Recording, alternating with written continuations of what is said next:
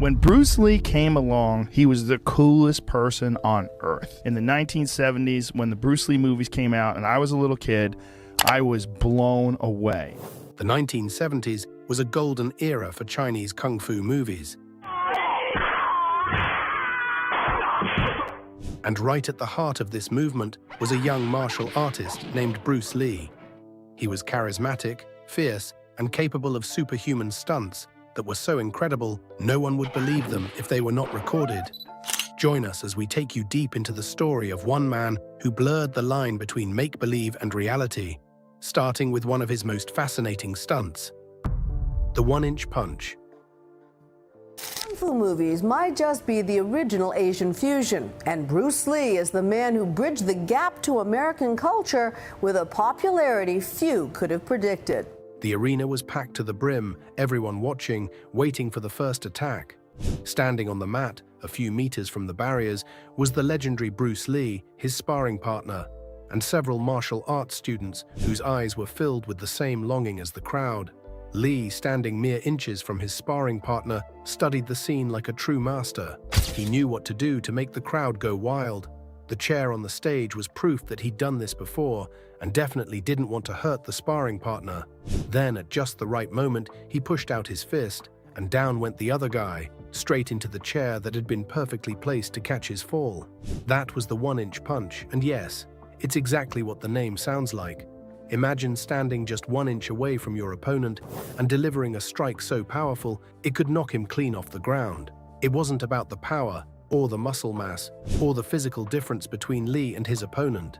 This was a skill that only a true martial artist could master, just like Lee did, and every fan who has walked the same path of knowledge and discipline he did. The move is so incredible that if it wasn't recorded, no one would believe it. But the big question is, how did he do it? Well, here's the secret. Unlike other powerful fight moves that require raw power, the one-inch punch is actually more about what goes on in the brain than physical strength. For Bruce Lee, the idea was to travel a tiny distance in mere milliseconds. So it's not just the arms moving, but his entire body. Jessica Rose, a biomechanical researcher at Stanford University, has studied this move extensively, and according to her analysis, Lee's lightning-fast move actually starts with his legs. In this incredible footage, you can see his leading and trailing legs straighten with a rapid, explosive knee extension. The momentum then goes straight into his hips, then his shoulder, and finally thrusts his arm forward. Everything happens so fast that it literally makes Lee look like a superhuman. Apart from the fact that Bruce Lee is probably the most impressive martial artist to ever live, this particular strike is really hard to replicate. On the surface, it looks like a simple strike that shouldn't really have the kind of effect it does. But once the one-inch punch makes contact with the target's body, it combines the power of some of the biggest muscles in his body into a tiny area of the opponent's body.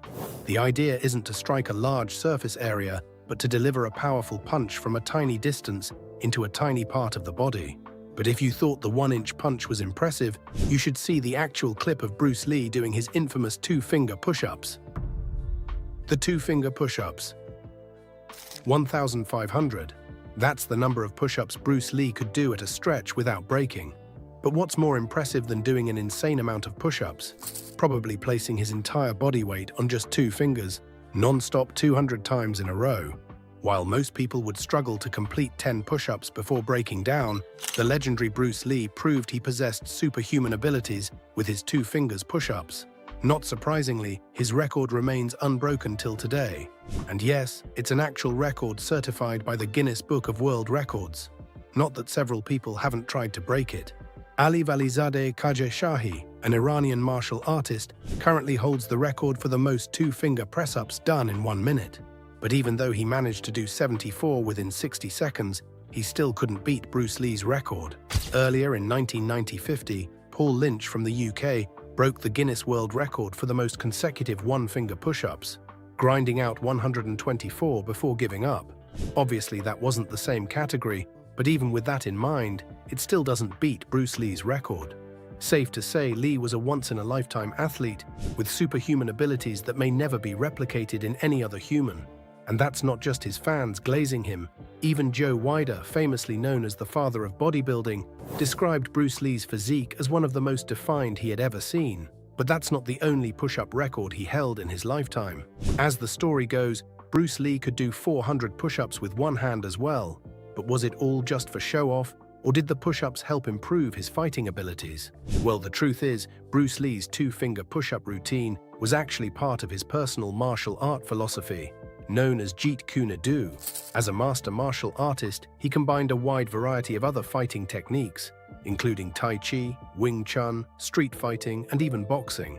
The first time he ever demonstrated this incredible stunt was at the Long Beach International Karate Championships in 1964, wowing the crowd and cementing his legacy as one of the best to ever do it. But if his two-finger push-ups don't impress you, how about the actual records of his real-life fights? His only real fight on record.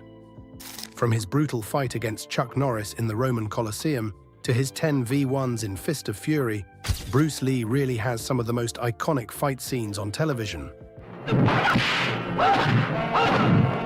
But there's one question that remains unanswered.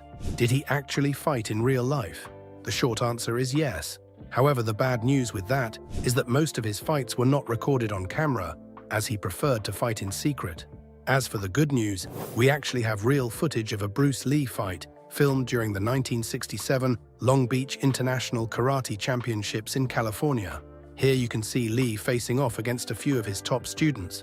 So while this was an actual sparring session, Lee was definitely not trying to end his opponent, like in the movies. This might explain why his moves aren't lightning fast, like you'd naturally see in his movies, and why his strikes don't land as heavily as you'd expect them to. Also, thanks to California law, the fight had to be done in sparring gear. And in case you haven't figured it out yet, Bruce Lee's the one marked with white cords. Throughout the fight, you can see him keeping an effortless distance from his opponent, while ducking and dodging every shot sent his way. Standing like a trained killer before his opponent, Lee quietly studies his every move, and from the clip, it looks like he knows what his opponent would do before he does. As for his attacks, Lee had these quick and concise movements that seemed to meet their mark every single time. Imagine a fighter throwing and landing every punch and every kick during a fight. It almost sounds practically impossible, but then it's Bruce Lee, so that makes sense. While the student desperately lashed out when he thought he saw an opening, it turns out Lee was only baiting him and would immediately launch a counterattack that left the opponent almost severely injured. Judging by Lee's fighting style in this footage, it's safe to conclude that he may actually be more calm and calculated than he appears in his movies. His style was also distinctly different from every other martial artist of his time.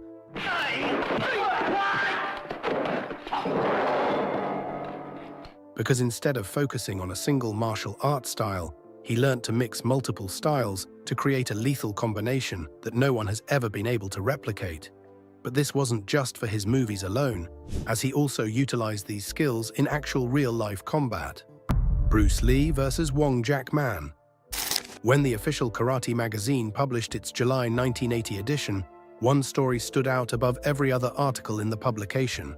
Told by the famous martial artist Wong Jack Man, it follows a real-life account of a fight between the Wong and martial art legend Bruce Lee. And if it wasn't actually documented, most people would have doubted its authenticity. Just like most of Lee's fights, the duel between him and Wong Jack Man was fought in absolute secrecy. At a time when top fighters would prefer to display their skills in huge arenas before thousands of spectators, Bruce Lee chose to keep his major battles behind locked doors. But the stories couldn't remain hidden forever. This particular one takes us back to the winter of 1964. The setting was a small kung fu school in Oakland, California. At the center of the room was a 24-year-old martial artist, weighing approximately 140 pounds with a 5'7" frame.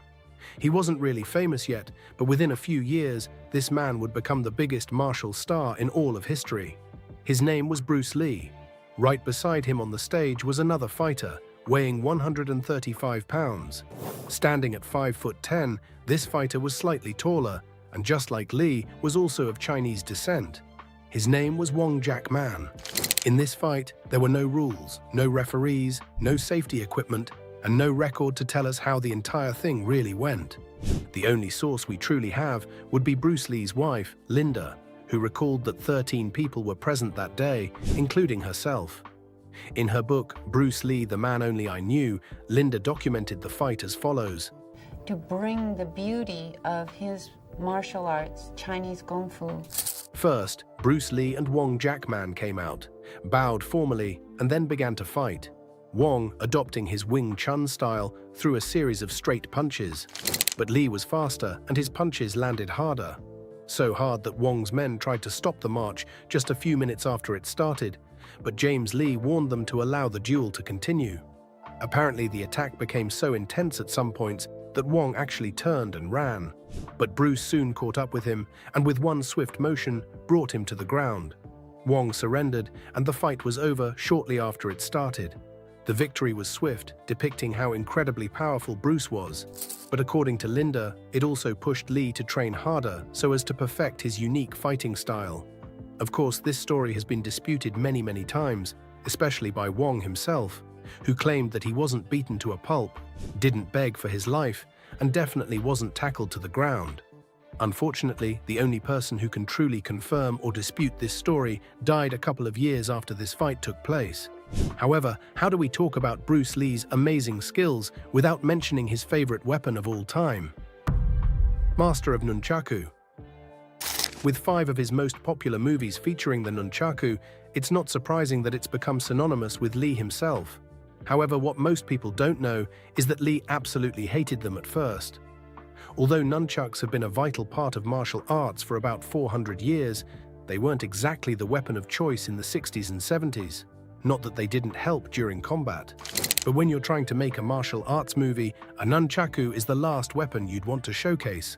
In most cases, martial artists like Ti Lung, Jimmy Wang Yu, and Chung Pei Pei prefer the Chinese sword.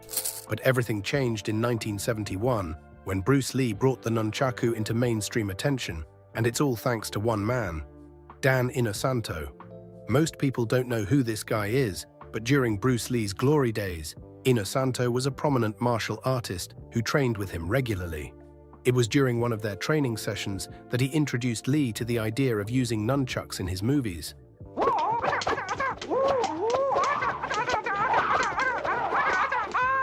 But the actor dismissed the idea, calling the weapon a worthless piece of junk. However, Inosanto was quite insistent, and eventually convinced Bruce Lee to try it out. Just 3 months later, Lee had fallen in love with nunchucks, and was swinging it like he'd been doing it for a lifetime, according to Inosanto.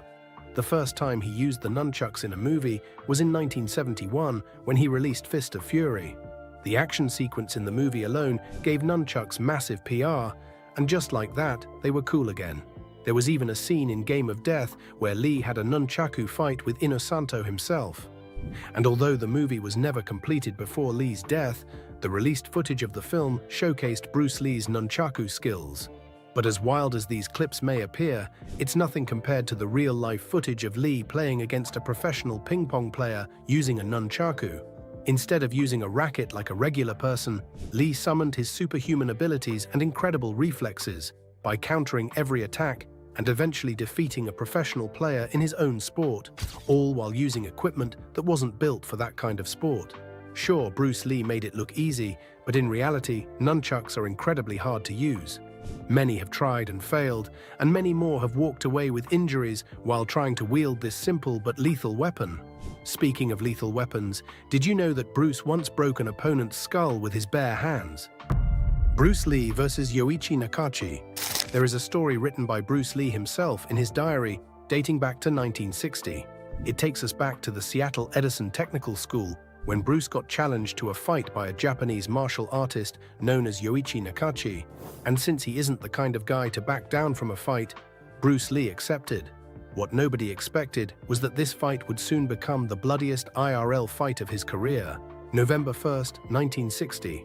Bruce Lee and his students just concluded Kung Fu and Judo performances at the Seattle Edison Technical School, where Lee introduced Chinese Kung Fu, describing it as superior to the Japanese Karate and Chinese Jiu-Jitsu. However, the Japanese black belt, Yoichi Nakachi, was in the audience at the time and instantly took exception to Lee's statement about karate originating in China. He also countered Bruce Lee's claim by claiming that Chinese Kung Fu was too soft to be lethal, and to prove his point, he decided to challenge Bruce Lee to a fight. Since Bruce Lee himself was a student at the school, he didn't want to cause any trouble. so he initially declined the challenge. However, his disciples really wanted to see him prove himself in combat, so they kept pushing him. Nakachi himself didn't relent in his efforts to get into a fight with Bruce Lee. The last straw that would eventually break the camel's back was when Nagachi sent one of his own disciples to say to Bruce Lee, "If you want to enter the hospital, accept the challenge." At this point, Lee was so triggered that he decided to accept the challenge. The task of arranging the fight was delegated to Jesse Glover, who chose the YMCA handball field in downtown Seattle as the venue for the infamous duel. This was where things got wicked. When the day finally came, very few spectators were allowed to be present. What they witnessed that day would go down in history as one of the most impressive martial art fights ever recorded. A kick to the nose, blood splashing everywhere, and an opponent kneeling to the floor. Bruce Lee standing and Nakachi lying on the ground. He looked like he was dead, and for a second even Lee was scared that he'd committed murder. Nakachi's face was cracked like he had been hit by a baseball bat, and the left side of his head was so swollen that his eyes were barely visible. However, the irony of it all was that the fight had only lasted 11 seconds. That was all it took for Bruce Lee to completely destroy this karate master, almost ending his life in the process. Surprisingly though, Lee wasn't interested in rubbing this victory in his face. As a matter of fact, he warned everyone present to avoid talking about the fight, just so he could preserve the dignity of his opponent. But if punching a hole in a person's head doesn't sound crazy enough for you, wait until you hear about that one time Bruce Lee broke a 45-kilogram sandbag with his kicks.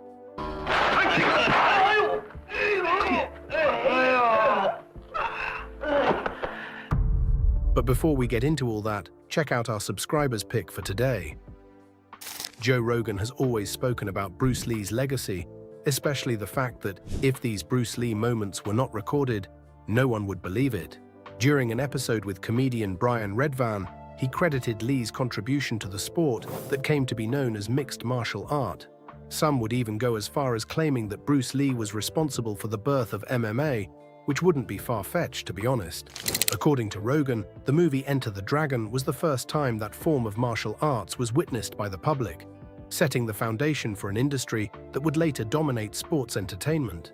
In another episode with The Rock, Joe described Bruce Lee as a trailblazer, highlighting his charisma and undeniable talent, which successfully captured the world's attention within his very short lifespan.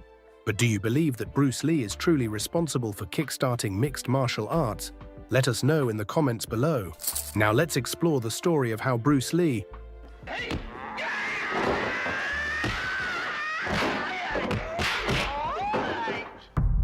kicked a punching bag into the air. Powerful punches, crazy nunchaku skills, and incredible reflexes. A perfect description of Bruce Lee's fighting skills. But did you know that he also possessed lethal power in his kicks? As the story goes, Bruce Lee was training one day when he suddenly kicked his 45-kilogram sandbag so hard that it literally broke. Using a special kick known as the super side kick, Lee completely decimated the super heavy training bag. And in case you doubt this story, the record was actually certified by the Guinness Book of World Records, which means it actually happened. There's also another story about how Lee kicked a 135-kilogram sandbag 5 meters into the air. Imagine the sheer amount of force that would be required to throw a sandbag that heavy into the air. Now imagine doing that with a kick. If this feat wasn't actually recorded, nobody would have believed it. And speaking of recording, did you know that Lee's movie directors once claimed they just couldn't keep up with his lightning-fast moves? Too fast to be filmed. When The Green Hornet was released in September 1966, it introduced Bruce Lee to a much larger audience, spreading the gospel of Chinese martial arts. Although he was just a sidekick in the movie, Lee's fighting skills were so intense that he literally took the spotlight from the lead character. However, filming the movie was also pretty tough, especially since Bruce Lee's action scene was so intense that the cinematographers just couldn't keep up. According to the book Bruce Lee, a life written by Matthew Polly, Lee displayed a lot of confidence in how his kung fu skills would look on screen. So much so that he was disappointed when he finally saw the first footage. Because of how fast he moved, the camera couldn't capture his blows, and everything basically looked blurry. Because of this, the scenes had to be filmed all over again, and this time, Lee had to slow down his movement significantly just so the kung fu would look better on television. This was very important, especially since kung fu wasn't really popular in American productions at the time. Most of the fighting scenes were patterned towards the more Western fighting styles, which followed a much slower pace and consisted mostly of punches. The cameras filmmakers worked with didn't have a problem filming these scenes, but that changed when Bruce Lee came into the scene. To prevent this kind of issue in his future movies, Bruce Lee shot them at a higher frame rate, so when he made movies like The Big Boss and Enter the Dragon later in his career, he didn't have to slow down his moves, giving him the freedom to produce a more electrifying performance every time. Bruce Lee's superhuman exercise routine. The secrets of Bruce Lee's abilities aren't exactly secret. Every single achievement he recorded as a martial artist can be traced right back to his exercise routine, and to prove it's not really a secret, here's how he actually did it. For one, Bruce Lee valued his cardio routines above everything else. He would run 2 to 6 miles on Mondays, Wednesdays, and Fridays, and on the remaining days of the week, he would ride his bike for about 10 miles, followed by extra 20 minutes of jump rope workout. Some experts believed he alternated running and cycling just so he wouldn't get bored of doing the same thing every single day. Then there's his flexibility exercise, which was how a short guy like Lee could kick a man like Kareem Abdul-Jabbar in the head. For context, Kareem is 7 foot 2 inches tall. To achieve that level of flexibility, Bruce constantly stretched his body beyond the natural limits. He would also practice high kicks, forward bends, side bends, waist twisting, alternate splits on chairs, and wrestlers bridging, along with other stretches. Doing this almost every single day allowed Bruce to deliver some very impressive performances, whether on screen or in the ring. But beyond these regular workouts, there was the actual martial arts training, which was undoubtedly a significant part of his routine. Those who knew him when he was alive claimed he spent more time perfecting his martial arts skills than he dedicated to anything else. This was the main reason he looked more like an athlete than a bodybuilder.